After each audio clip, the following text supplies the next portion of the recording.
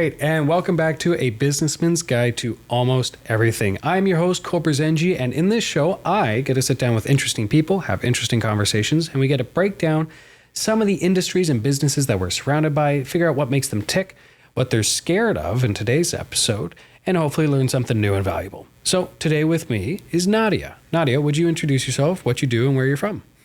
Hi, I'm Nadia Boulos. I am a freelance web designer with Reset Web Design.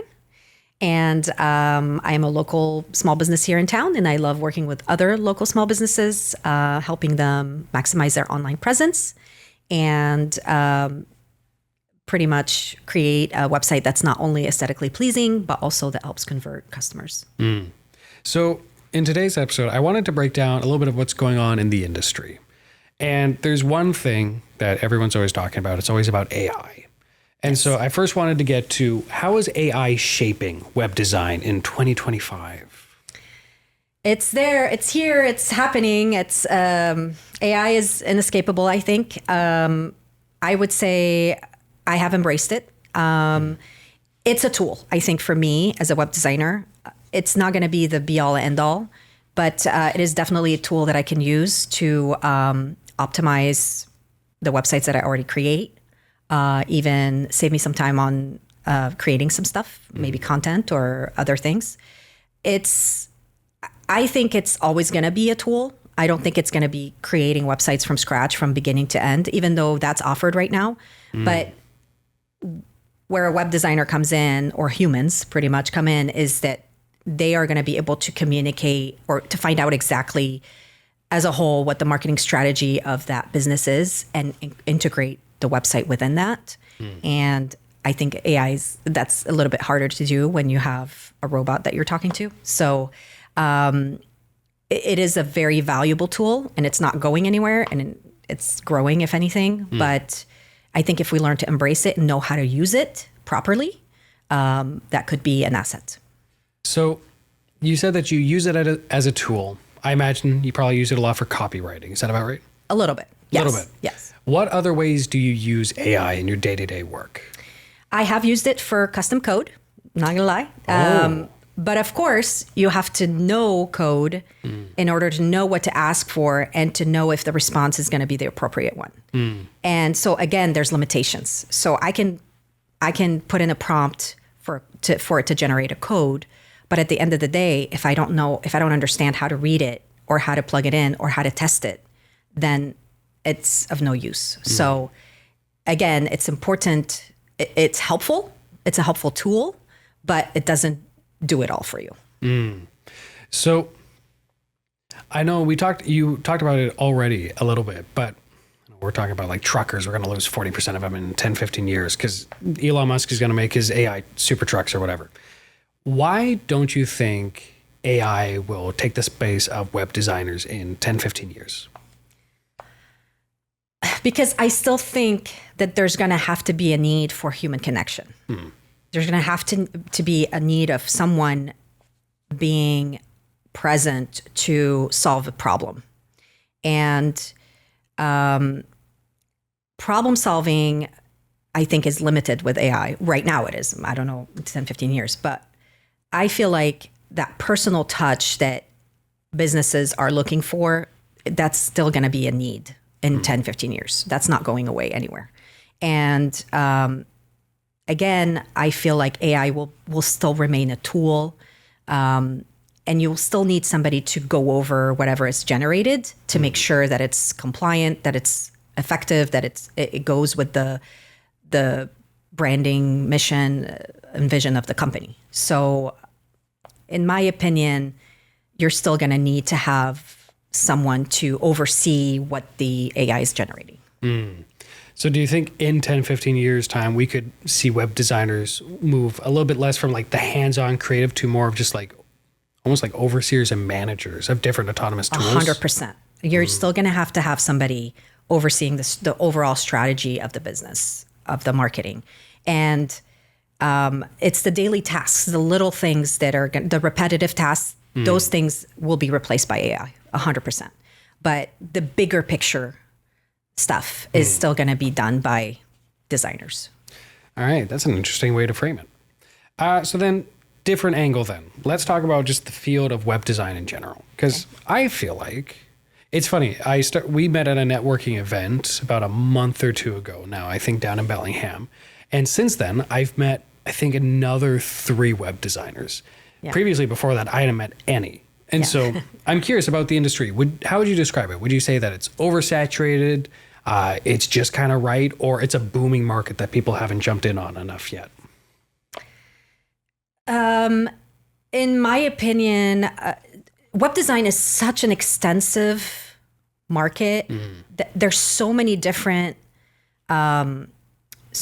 niches within it that I feel like for me and my business, I'm not struggling at this point. To find clients. I realize that there's a lot of other web designers that are available online and in Bellingham, but the thing that so my offerings are very specific and very catered towards a specific niche, and the way that I do business with people is very specific and sets me apart from other people. And then the product that I turn in is a wonderful product usually, and word of mouth has been great for my business, and I have not had the need to advertise or anything. It's been very organic. And so, for me, because networking is basically one of the biggest skills that you also need in this business. You need to know people. You need to be able to communicate effectively. And so having that under my, my skill set has really helped me thrive in this business. For 6 years, and to have a sustainable company with largely organic just growth, that's really remarkable. Thank you. Yeah. And you've never found that you had to go on meta ads and sell your services that way? I have tried Google ads for a little while. But honestly, it wasn't even really close to having this personal connection with real life people. Yeah. That's networking. I was always told when I first started my business that if you're going to start marketing, you have to network. Yes. And it's like a long-term game where you're going to have to wait about 6 months before you really start seeing those dividends pay off. 100%. But if you do it, then that's the most meaningful form of marketing. And especially in Bellingham, it's such a local community. It's a small community, and people tend to know each other, and good reputation spreads fast, and people talk about other businesses, and they want to support the community as a whole. And so I really appreciate that aspect here. Yeah, in Whatcom County, there's 5 major cities that really people are focused on. Yeah. And if you're doing well in one of them, you eventually spread to the others just naturally. 100%. Yeah. Okay, so how about this then? Economic shifts in client demands in 2025. What are people asking for these days? Are people getting really tight with their budgets because we have a new administration, people are a little uneasy? Or do people just say, hey, I really want one specific art style? Usually people come in, some clients I've had, they have these outlandish ideas of what makes a good website. And so they want it to be animated from start to finish, or they want this big, graphic or visual design that they think is going to generate the most traffic. And those people, we have to sit down and kind of tweak their expectations a little bit. This does not necessarily mean actually a highly animated website makes it a lot slower. Yeah. And it's not intuitive for everybody to use. And it's not catered to everyone. That's the main point. And so we have expectations of big visual designs. We have expectations of, again, with the SEO thing, they think if they have a good website, then traffic should be flowing exponentially. And that's not true, because there's going to be that second step of, so one, you create a really optimized website. 2, you have to, deal with an SEO expert to get that ranking high up, which takes a whole different set of steps than just creating the site. And so setting up the expectation there that, okay, I can build you an optimized site, but you might still need to have some other work done to get it up ranking high on Google. So. Okay, that's interesting to frame it. Do you find that the market's still growing steadily though? I know I was always already alluding to this a little bit, but Yeah. everyone I talk to seems to be their business has been affected by the current administration, even just like the tariffs. Do you find that people are like standing off on getting new websites? To be honest, the projects that I've been working on were from last year and that I've signed on last year, and now I'm working on them. So I haven't yet seen that shift with demand. I have had a client who backed out from a proposal because they felt like the budget was a little bit restrained this year. And so, yes, I'm sure it's going to be affecting people in a big way in this coming year because, again, websites tend to fall on an accessory, or people think it's extra expense that they don't have. If they don't have the money for, they won't spend on it. It's kind of nice to know, though, that like you're a little bit insulated from some of the external things that might be affecting the market. I try to be. Again, it's probably gonna catch up in the next 6 months. I haven't seen an immediate effect yet, but I think it's gonna be coming soon. Okay. Yeah. All right. So how about a different threat? I've also noticed that there are many friendly fellas on Fiverr and Upwork that will make me a website for like $50.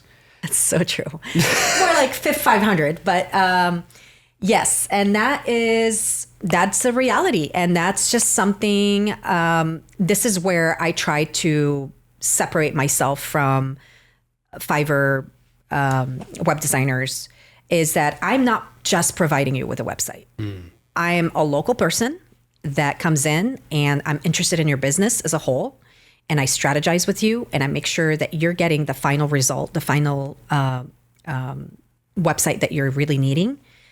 And I'm also here for the follow through. And I feel like if you hire somebody on Fiverr, they're just going to give you that product and then see you later. And then if something happens, which almost always it does, that you probably cannot find them again. And you're probably going to have to hire somebody and maybe pay more money to another web developer to help, solve your issues that might arise. And for me, almost always I'm following through with my clients. We launched a site and I'm with them for the next 2-3 weeks, trying to work some stuff out and make sure that they're set and they're ready.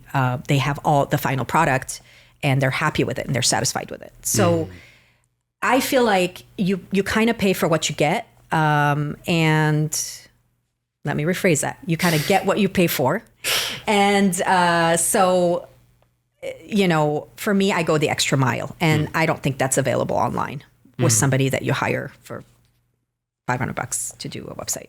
Nah, that's great because like you've already basically answered the next question was like, how do you present yourself to potential clients? Because you must get that conversation a lot. Like, you're going to charge me $3,000 for a website. This guy's going to do it for $500. Why would I ever go to you? Right. Because I'm going to research you. I'm going to understand your business. I'm going to curate the website specifically for your business. And I'm going to turn in a product that you're going to be very happy with. And then I'm going to follow through and I'm going to be available for you if stuff arises. And I'm a local business. You can find me. I'm not hiding anywhere. I'm not going to turn over something that's mediocre and then go hide in the closet. Like that's just not going to happen. So my end goal is not the money. My end goal is to see you be a successful business. So that's the whole approach of it is different. I'm looking to expand my clientele, not just get paid. So have you ever had that in your 6 years of working in this field where someone has ended up leaving you for that Fiverr contractor? Not sure. No, I haven't. I mean, once I start working with someone, because we have a proposal and it's a signed contract, pretty much that eliminates that threat. But yes, I have seen people not like the proposal and be like, this is too much for me and I don't have the budget for that. Probably they went somewhere else and they got it done for a lot cheaper, and that's fine. I'm okay with that. You've never heard any horror stories from people afterwards, though? I have. Oh, really? Because some people would come back to me after that and be like, well, we tried this and it didn't work, so we're going to do it the right way this time. So, because almost always you're going to need that constant communication with someone.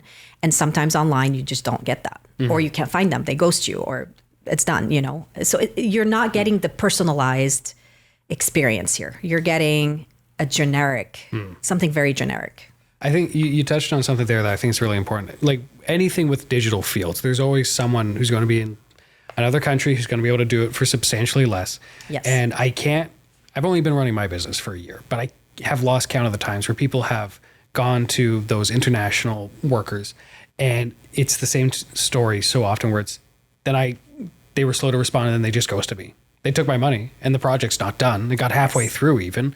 I sent in my revision request. I never got it back. Exactly. At least with small businesses, you know where we live oftentimes. Exactly. Yeah. You'll run into us whether we want you to or not. Or not. Yeah. Exactly. And, again, it matters to me that people have a good experience with me and then they refer me to other people, because that's how I do my business, by referral mainly. And so you can look at my Google reviews. Those don't lie. People are happy. People are satisfied with the end product. Otherwise, they would not refer me to other people. And so that speaks the most highly of my business and the way I run things. And because I care for more than just the money. It's a whole package deal. No, that's a great way to frame it. Yeah. So let's talk about companies and tools. Are there any companies or tools right now that are making waves in 2025? I would say everybody's leveraging up their game. I would say Squarespace, GoDaddy, everybody's integrating AI into their platforms and their builders. And so, gosh, everybody's got their own thing going. But yeah, mainly those two. Squarespace and GoDaddy. Because I think GoDaddy's AI is Arrow. I think so. Yeah, because I know I kept on getting a lot of advertisements from them for a while, because their Arrow is supposed to help you not only make the website, but it helps you market the website. Right. Have you found that these website building AIs are useful, or do you use your own? I do not use AI builders. Sometimes I use, I'm curious about them and I look and see, okay, well, let's see this AI generated template that they're going to give me. Sometimes it's helpful. Sometimes it's not. Again, you have to review everything. You have to, you put in the prompt, and then even AI generated images now, you can put those on websites, and, but you have to review them. You have to make sure that they fit within the context of what you're trying to do. Nothing is done like that. So, I have not used the GoDaddy AI, but I've used some AI templates for sure. Yeah. So keeping on with the whole AI thing, we've talked about having blogs. They're valuable for the websites because they're letting Google and Bing know that your website's being updated with new content. Yes. All the time. Hypothetically, blogs sound like they take a lot of work. I don't have much time. If I was just to go to ChatGPT and say, write me an essay on X topic, and then I throw it in there, is that a valid way to run my blog? I would say to a certain extent. Again, it's a tool. You use it, you generate most of the article, but you have to go back and you have to make sure that it aligns with your company's mission and it aligns with things that you are trying to provide value for the users. And so you have to make sure you have the keywords in there. Again, it depends on the prompt that you're going to give it. I try to stay away from AI generated blogs because after a little while, one, it reads as AI. So people who find your site and read it, they're going to sense that this is an AI generated blog. Two, pretty soon here, and I'm pretty sure this is going to happen at some point. It's just so general. It's so generic, and I feel like Google is going to start identifying the AI generated content and ignoring it. That's my personal opinion, but I'm not sure we're at that level yet. But that's why it's so important. Use it as a tool. Get some of the main aspects of what you want to write about, and then put in your own, additions to it, and then make it your own. And I think that would be the most valuable for your site. I know people have talked about that before, about how like Google will eventually start trying to figure out which writings are AI based. Yeah. I had a fella, and he was going through university, and I guess they had some sort of program that was to evaluate students' writings to see if it was AI. Yes. He completely wrote his own, but it came out like 97% likelihood for AI generation. That's crazy. That's just terrifying. Oh my word. I'm so glad I finished my school before this. Before this whole thing happened. Yeah. Yeah. Sorry, kids. You have it tough. The thing is, though, I think everything's going to catch up to where also things are going to start becoming copyrighted. And so AI generated content will become copyrighted at some point or another. So I feel like we're going to need to do that shift again to where, okay, no, we need that personal touch, the personal. And I have, in social media, for example, I have used AI to generate captions because you're doing this on a daily basis and it's a lot of generating content. And so you use it as a tool, but you always take it and tweak it and make it your own. And I think that has more impact than just copy paste from an AI generated tool. So keeping on the theme with refreshing our websites with content that's valuable, that's letting Google know that we're a high value website. Yes. Are there any other alternatives besides blogs, or does every website need a blog? No. I mean, again, blogs are great, but yeah, I've created tons of websites I think you have to make sure that your website has internal links. So the pages link within each other as well. And external links. So they link to other websites. That's also a surefire way to get more traffic in. And then have backlinks as well. So the people that are posting stuff that is close to what you're offering will mention your site on their websites. And so the backlinks will generate traffic to your website from their site. So kind of making it work on all cylinders. And so yeah, it's several different things that you have to do. It's not just one thing like just the blog. No, it's all the things. It's all the optimizations. It's all the linking, keywords, all these things. Now, I heard that if I'm posting on social media and I'm including in all my posts a link to my website, that counts as a backlink, doesn't it? Yes, that's very important. So connecting to social media platforms is a very good thing to do and highly recommended because the website can be your base. It could be the home base for all of your digital. If you have a YouTube video, you can link back to the site. If you have Instagram account, link back to the site. So all the things that you do online, if you make the website your home base, that would be amazing. Okay, so how about this? What do companies like yours, Reset, have to do to stay competitive in this field? I would say keeping track of all the things that are coming up, all the new tools, the new platforms, the new builders. There's a lot of education that goes. Every day I have to learn about something new, and it's a fast-moving field. There's a lot of new things that come out, and I need to be on top of that, and I need to make sure that I hone in the skills to be able to use some of these platforms and use some of the softwares that are available.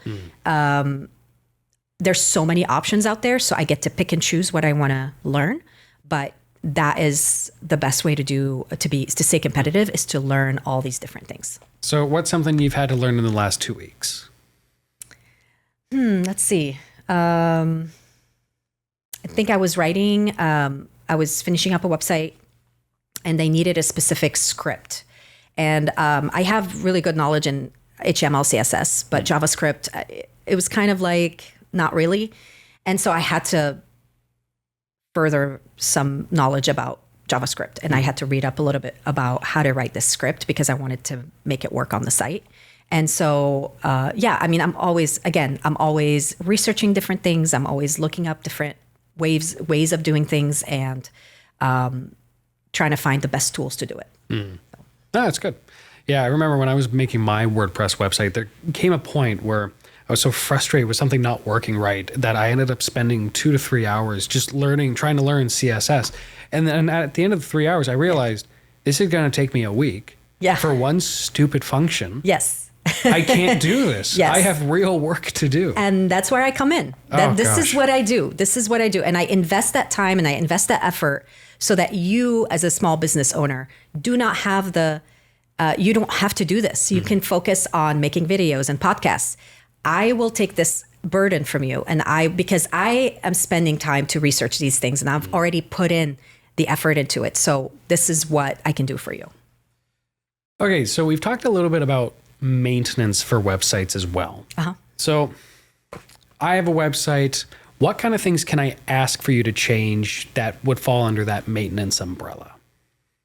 Besides the regular updates and plugins and themes and making sure everything's functioning correctly, the site's not crashing, obviously. I would say if you wanted to add one or two pages to your site, new content, new service that you're offering, a new form, for example, like if you want to add a form to your site, those are some of the things that I can help you with in my maintenance package. Right. Yeah. So it's not like an overhaul of the website, but Not at all. no. Okay. Different question then. What are the biggest threats that you guys are facing in your field right now? So the powered website builders, again, the AI stuff that's coming up with all the website builders right now, especially for small businesses. And this is my niche, but this is kind of taking over. Also increasing customer expectations. We have talked about that briefly. They expect a lot more for a lot less money.